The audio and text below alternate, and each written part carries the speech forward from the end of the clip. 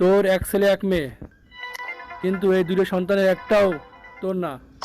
আর তোর স্ত্রী তো এই মুহূর্তেই পরকীয়ায় লিপ্ত। এ ভাই ভাই দাঁড়া দাঁড়া দৌড়াচ্ছিস কে? আর বললেন না ভাই, বিয়ে করেছি 1 বছর হলো, বেকার মানুষ, কোনো কাজ কাম করি না, বউ প্রতিদিন ধরে মারে, আজকেও কেবল মার খেয়ে আসলাম। এই তোর কি এই সমস্যা? আর তোর কোনো চিন্তা নেই, আজকে তোর বাবার কাছে নিয়ে যাব, তোর সব সমস্যার সমাধান হয়ে যাবে। কত লোকের সমস্যা ছিল সেরে গেল। তাহলে আমার নিয়ে চলেন ভাই, আমি খুব বিপদে আছি।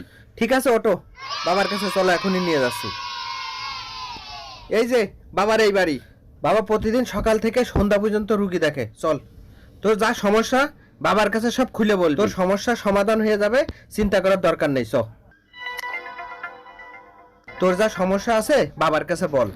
কিরে, তোর কি সমস্যা বল, তোর সব সমস্যার সমাধান করে দেবো আমি।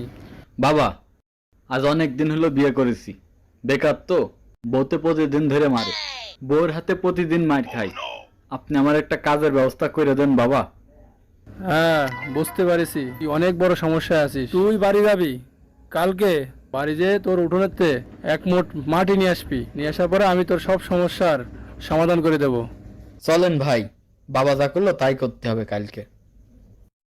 আচ্ছা ভাই, আজকে তো দেখলাম রুগী মেলায় এসলো, আপনি এত টাকা ইনকাম করেন, 40-42 বছর বয়সে গেল, বিয়ে করছেন না কেন? ও তো আমার খালাতো ভাই, ওর কাছে সবকিছু বুলাই যায়। সাইড মিটারে যদি চলে তার নিজের মিটার কি দরকার? কি কন সাইড মিটার মানে কি কন, বুঝলাম না তো। তুই ছেলেমেলে মানুষ, চুপ থাক, কিছু বুঝবি না। কি বলছে কিছুই বুঝলাম না। না না বুঝাই ভালো, বিয়ে করে আমি এত কৃষি ভালো আছি। কিরে বাবা, না তোর মাটি আনতে বললে তো মাটি আনলি না? আরে ভাই, আমার মনে আছে, আমি ইচ্ছা করে আনি, বাড়ি গেলি বোর হাতে মায়ের খাতাবেন ভেবে না নিয়ে চলে আইছি। সমস্যা নেই, আমি একটা ব্যবস্থা করছি। ঠিক আছে চল, তুই যা, আমি তোর জন্য নিচে অপেক্ষা করছি। ঠিক আছে বাবা, এই যে মাটি নিয়ে আইছি, দে, খুলে দেখি। ভালো করে দেখে আমার বাসান বাবা।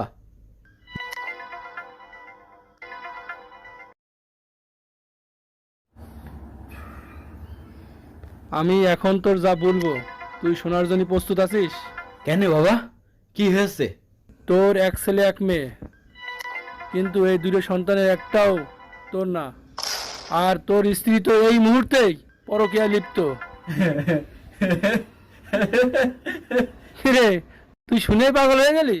না বাবা, আমি পাগল হইনি, এবার আমি যা বলবো তা শোনার জন্য আপনি প্রস্তুত আছেন তো?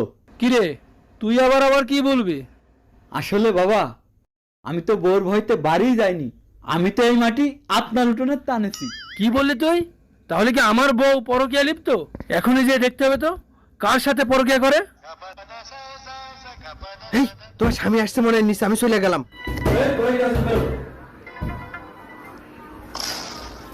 এই দাঁড়া দাঁড়া, কিরা রে?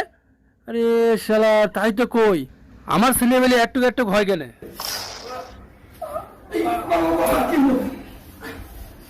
আরে বাবা, তুমি বাবা হয়েছো, তুমি নিজের বাড়ির খবরই রাখতে পারোনি বাবা? আমাদের বাংলাদেশে এইরকম অনেক বাবা রয়েছে যে অন্যের ভবিষ্যৎ বলে, অন্যের ভাগ্য বলে, অথচ সে নিজের ভবিষ্যৎই জানে না, নিজের ভাগ্যই জানে না। এ আবার কিসের বাবা? ভিডিওটা ভালো লাগলে বেশি বেশি লাইক, কমেন্ট এবং শেয়ার করবেন।